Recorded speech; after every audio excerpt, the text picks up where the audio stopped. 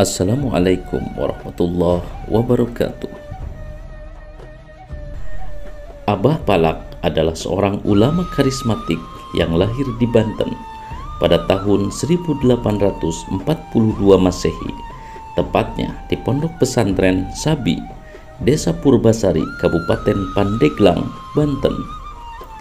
Nama asli beliau sendiri adalah Kiai Haji Tubagus Muhammad Palak Abbas bin Kiai Haji Tubagus Abbas, sedangkan nama kecil beliau adalah Tubagus Muhammad. Tetapi ada juga yang mengatakan nama kecil beliau adalah Abdul Halim, kemudian diubah menjadi Abdul Haris. Sedangkan gelar Palak itu sendiri diberikan oleh gurunya Syekh Said Apandi dari Turki pada saat beliau mempelajari ilmu khosab dan palak di Mekah. Sejak kecil beliau diasuh oleh ayahandanya Kiai Haji Tubagus Abbas dan ibundanya Ratu Quraisyin. Ayahnya sendiri adalah keturunan keluarga Kesultanan Banten, silsilah dari Syekh Syarif Hidayatullah Sunan Gunung Jati, sedangkan ibunya Ratu Quraisyin merupakan keturunan dari Sultan Banten. Ayahandanya Kiai Haji Tubagus Abbas merupakan seorang ulama besar di Banten. Ia merupakan pendiri dan pimpinan Pondok Pesantren Sabi.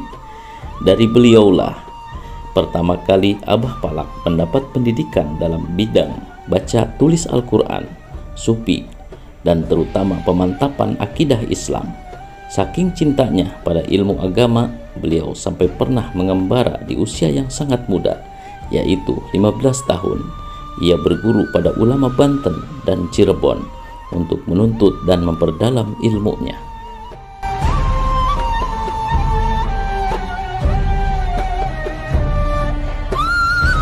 Pada usia 17 tahun, tepatnya tahun 1857, untuk pertama kalinya beliau berangkat ke Tanah Suci untuk menimba ilmu selama kurang lebih 21 tahun.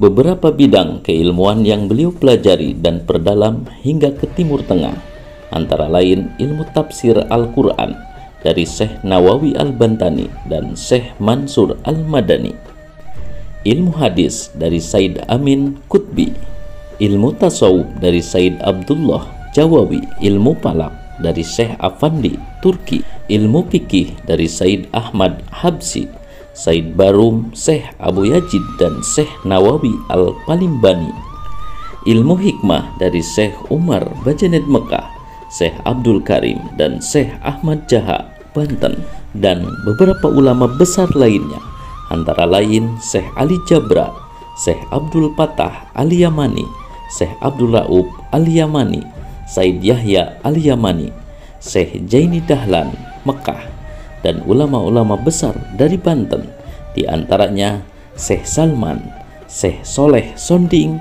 Syekh Sopian, dan Syekh Sohib Kadupinang. Selama berada di Mekah, beliau tinggal bersama Syekh Abdul Karim. Dari Syekh Abdul Karim, beliau mendapatkan kedalaman ilmu tarekat dan tasawuf.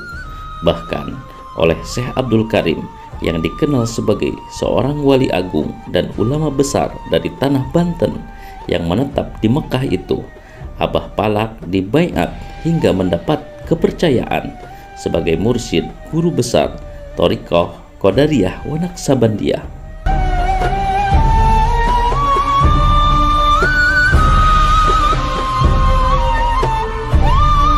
Pada tahun 1878, beliau kembali ke tanah air. Sebelum beliau menetap dan mendirikan pesantren di Bogor, beliau sempat tinggal di tempat kelahirannya di Pandeglang, Banten, dan mendapat kepercayaan memimpin pondok pesantren Sabi yang ditinggalkan ayahandanya. Tetapi seperti perjalanan seorang mubalighin pada umumnya, aktivitas dakwah dan tablignya untuk menyebarkan dan menyiarkan Islam tidak akan terhenti sampai di sana, sebagai wujud untuk mengembangkan dan mengamalkan ilmunya. Sejak tahun itu, beliau mulai melancarkan aktivitas tabligh dan dakwah secara estafet, dimulai dari daerah Pandeglang, Banten hingga sampai ke Pagentongan, Bogor. Konon pada masa itu, masyarakat Pagentongan masih kental diwarnai kultur kehinduan. Bahkan sebagian besar dari mereka masih akrab dengan praktek perdukunan seperti teluh, santet, pelet, dan segala bentuk ilmu guna-guna lainnya. Keadaan seperti itu masih terus berlangsung hingga 20 tahun menjelang wafatnya Kiai Haji Palak. Namun berkat kegigihan, ketulusan dan kesabaran syiar Islam yang dilakukan oleh Kiai Haji Palak dengan melalui dakwah, tabligh, dan pendekatan kepada masyarakat setempat, perlahan-lahan pengaruh animisme itu mulai terkikis dan ditinggalkan oleh masyarakat di sana, hingga akhirnya masyarakat Pagentongan menjadi masyarakat yang Islami, berpedoman kepada Al-Quran dan hadis.